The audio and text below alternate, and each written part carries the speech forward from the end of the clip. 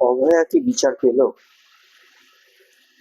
অভয়ার বিচার 1 বছর অতিক্রান্ত হয়ে গেল, কিন্তু অভয়া কি বিচার পেল? হ্যাঁ, একটা বিচার হয়েছে ঠিকই। সিবিআই সঞ্জয় রায়কে দোষী সাব্যস্ত করেছে এবং তার যাবজ্জীবন জেল হয়েছে, কিন্তু অভয়ার বাবা মার কাছে বিচারটা ঠিক হয়নি। তার বাবা মা বলছে যে আমার মেয়ের বিচার এখনো হলো না। তো সত্যি কি অভয়ার বিচার পেল? যদি না পায় তাহলে কেন পেল না? এইটা বিচার করতে গেলে আমাকে একদম গত 1 বছর আগে চলে যেতে হবে। যেদিন গত বছর আগস্টে, 8ই আগস্ট, যে ঘটনাটা ঘটেছিল, তারপরে একটা ন্যারেটিভ তৈরি করা হলো, একটা গল্প তৈরি করা হলো, একটা মিথ্যা গল্প। যে ন্যারেটিভটা তৈরি করে দেওয়া হলো, তার জন্যই কিন্তু আজকে বিচারের ওই দিকটা চেঞ্জ হয়ে গেছে। প্রথম যখন ঘটনা ঘটলো, তখন বলা হলো যে যে ঘটনা ঘটার পর সমস্ত প্রমাণ লোপাট করার চেষ্টা করেছে সরকারের তরফ থেকে, এবং এইটা বলার পর একের পর এক গল্প আসতে, এক এক পর একটা ন্যারেটিভ আসতে শুরু করে। প্রথমে দেখতে পেলাম কি আমরা, একটা আমি সোমা বলছি বলে একটা ভিডিও প্রচার হয়ে গেল। সেখানে দেখা গেল কি বলছে, তার পেলভিক বোন ভেঙে গেছে, বিভিন্ন জায়গায় চোট আছে, হাড়, পেলভিক বোন ভেঙে গেছে, পা ভেঙে গেছে, হাড় ভেঙে গেছে, বিভিন্ন ধরনের বলা হলো যে তার ইয়ে থেকে 150 গ্রাম বীর্য পাওয়া গেছে। একের পর এক মিথ্যা ন্যারেটিভ তৈরি করা হলো যে এইরকম ভাবে ঘটনা তৈরি করে দেওয়া হলো, একটা মিথ্যা। তার এটার পেছনে কিন্তু কোনো যুক্তি ছিল না, সেটা আমরা পরবর্তীকালে দেখেছি। তারপরে বলা হলো যে এর থেকে দেয়াল ভেঙে প্রমাণ লোপাটের চেষ্টা করা হয়েছে, কিন্তু পরবর্তীকালে কি দেখতে পেলাম আমরা, যখন তার পোস্টমর্টম রিপোর্ট এলো, পেলভিক ভাঙা যেটা বলছিল, পেলভিক বোন ভেঙে গেছে, দেখা গেল সেটা নয়। 150 গ্রাম বীর্য পাওয়া গেছে, দেখা গেল সেটাও ঠিক নয়। তারপরে বলা হলো যে প্রমাণ লোপাটের চেষ্টা করা হয়েছে, বাথরুমের যে ছিল, দেয়াল ছিল, সেই দেয়ালটা ভেঙে প্রমাণ লোপাটের চেষ্টা করা হয়েছে। কিন্তু পরবর্তীকালে কি দেখতে পেলাম, এই দেয়ালটা ভাঙা হয়েছে ডাক্তারদের সাথে আলোচনা, জুনিয়র ডাক্তারদের সাথে আলোচনা করার পর, এবং সেখানে জুনিয়র ডাক্তারদের সই ছিল, তারা জেনে বুঝে এটাকে করেছে। এগুলো সব পরবর্তীকালে আসলো, কিন্তু যখন এই ঘটনাটা চলছে তখন কিন্তু এই ডাক্তাররা একবারও এসে বলেনি না আমাদের আমাদের সম্মতিক্রমেই দেয়াল ভাঙা হয়েছে, সেটা কিন্তু তখন বলা হলো না। ডাক্তাররা চুপচাপ রয়ে গেলেন। তারপরে মানুষের মধ্যে একটা ধারণা তৈরি হয়ে গেল যে হ্যাঁ, এইটাই হয়তো ঠিক, যে প্রমাণ লোপাটের চেষ্টা করার জন্য দেয়াল ভাঙা হয়েছে। তার অভয়ার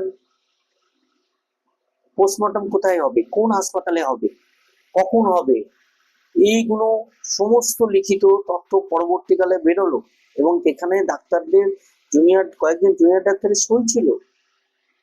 তারা বলেছিল যে না, এটা এই এই অভয়ের পোস্টমর্টম কোথায় হবে? এগুলো পরবর্তীকালে সব কিন্তু আস্তে আস্তে আসলো, কিন্তু যখন উত্তাল সারা রাজ্য সারা পৃথিবী যখন উত্তাল এটা নিয়ে, তখন কিন্তু এই জুনিয়র ডাক্তাররা একবারও এসে বলেনি যে আমাদের সাই ছিল, আমাদের সম্মতিক্রমে এই দেয়াল ভাঙা হয়েছে, আমাদের সম্মতিক্রমে কোথায় পোস্টমর্টম হবে, কোথায় দেহ নিয়ে যাওয়া হবে, সেগুলো সব আমাদের সম্মতিক্রমেই হয়েছে, তারা কিন্তু একবারও বললো না। কিন্তু এর মধ্যে যা তথ্য তৈরি হওয়ার, যা মিথ্যা তথ্য ছড়িয়ে পড়লো, সেটাকেই মানুষ বিশ্বাস করে নিল। কিন্তু তখন ডাক্তারদের উচিত ছিল যে যা সামনে প্রকৃত তথ্যটা তুলে ধরা, তাহলে মানুষের মধ্যে এত ভ্রান্ত ধারণা তৈরি হতো না। যার ফলে কি হলো, মানুষের মধ্যে একটা বদ্ধ ধারণা হয়ে গেল যে না। এবং তারপরে আমরা দেখতে পেলাম কি, অনেক বিজ্ঞ ব্যক্তি আছেন, বামফ্রন্টের একজন প্রবীণ আইনজীবী আছেন, আরো অনেকেই আছেন, তারা লাফাতে লাফাতে চলে গেলেন সুপ্রিম কোর্টের কাছে। বললেন এরা যে রাজ্য সরকার থেকে যে কলকাতা পুলিশ থেকে যে তদন্ত করা হচ্ছে, এই তদন্ত হবে না, এরা ঠিক মতো তদন্ত করবে না, এরা অনেক কিছু ধামাচাপা দিয়ে দেবে। তাহলে সুপ্রিম কোর্টের এরা গেলেন, লাফাতে লাফাতে চলে গেলেন সুপ্রিম কোর্টে। সুপ্রিম কোর্ট তাদের কথা মতো সিবিআই কে তদন্তের ভার দিলেন 6 দিনের মাথায়। সিবিআই আজ পর্যন্ত এত তাড়াতাড়ি সিবিআই কোনো কেস হাতে পায়নি।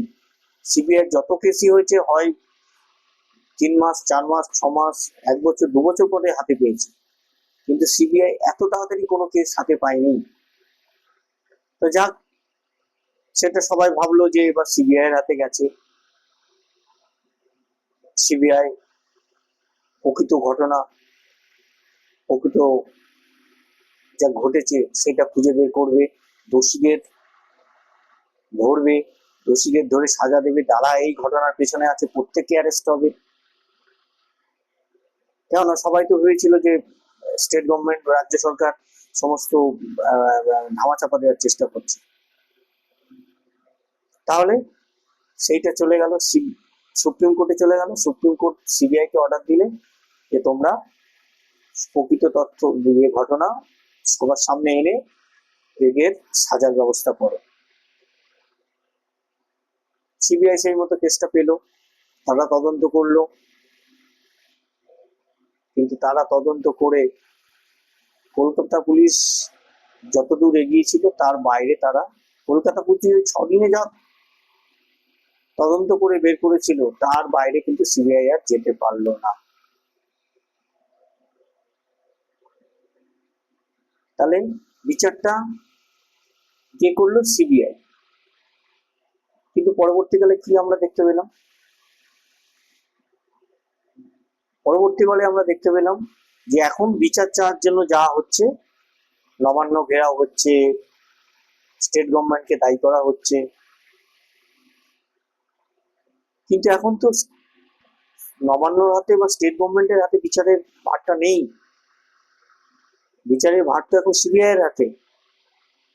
সিবিআই বিচার করে তাদের শাস্তি দেবে। এই যে অভয়ের বাবা মা মত অনুযায়ী যদি সিবিআই ঠিক মতো বিচার না করতে পারে, তাহলে তার দায় কার? সিবিআই না রাজ্য সরকার? কারণ রাজ্য সরকারকে এখন আর তার দোষ দেওয়া যাবে না, এই জন্যই যে রাজ্য সরকারের হাতে নেই। যদি রাজ্য সরকার কোনো তথ্য ধামাচাপা দেওয়ার চেষ্টা করে, এই ঘটনাটাকে ধামাচাপা দেওয়ার চেষ্টা করে, তাহলে সেটা খুঁজে বার করার দায়িত্ব সিবিআই। কিন্তু আমরা দেখলাম কি, আমাদের বিরোধী দলনেতা ওমর বাবা আমাকে বললেন যে আপনারা একটা ইয়ে করুন, ডাক দিন নবান্ন ঘেরাও। কিন্তু ব্যাপারটা কতটা মানে মানে হাস্যকর পর্যায়ে চলে গেল। বিচারের ভার রয়েছে সিবিআই এর কাছে, আমি সিবিআই এর কাছে যাচ্ছি না, বিরোধী দলনেতা বলে দিলেন আমি নবান্ন ঘেরাও করুন, কিন্তু নবান্ন তো এখন আর বিচারটা করছে না। তাহলে সেটা অভয়ের বাবা মাকে বুঝতে হবে। যখন বিরোধী দলনেতা তাদের বলছে আপনি ডাক দেন নবান্ন ঘেরাও, তাহলে অভয়ের বাবা মাকে বুঝতে হবে যে নবান্ন ঘেরাও না করে ঘেরাও করতে হবে সিজিও কমপ্লেক্স, সিবিআই দপ্তর, যারা বিচার করছে তাদের কাছে কৈফিয়ত চাইতে হবে, তুমি কেন বিচারটা দিতে পারলে না। ঘেরাও করতে হবে সিবিআই দপ্তর। অভয়ের বাবা মা এটা বুঝতে পারছেন না যে তাদের বোঝার, তাদের অবশ্য তাদের এখন সেরকম মানসিক অবস্থায় তারা নেই, কিন্তু তাদের ভুল পথে চালিত করা হচ্ছে। কেউ একবারও বলছে না যে আপনারা এই যে আপনারা নবান্ন ঘেরাও করুন এইটা দাগ না দিয়ে বিরোধী দলনেতা বলা হচ্ছে ছিল আপনারা সিজিও কমপ্লেক্স ঘেরাও ডাক দিন, তাহলে বুঝবো যে সত্যিকারের বিচারের জন্য সবাই এগোচ্ছে। তা না করে এমন এক জায়গায় তারা আন্দোলন করছেন যাদের কিছু করার ক্ষমতা নেই। যাদের কিছু করার ক্ষমতা আছে সিবিআই সেই দপ্তর ঘেরাও করুন। অভয় বাবাকে যেটা বুঝতে হবে যে তাদের নিয়ে রাজনীতি খেলছে, যারা এই কথা বলছে তাদের আসল নিয়ে হচ্ছে যে মুখ্যমন্ত্রীর চেয়ার। তাদের দেখবেন এই চেয়ার দখল হয়ে গেলে তারা আর আপনাদের এই আন্দোলনের পাশে থাকবে না।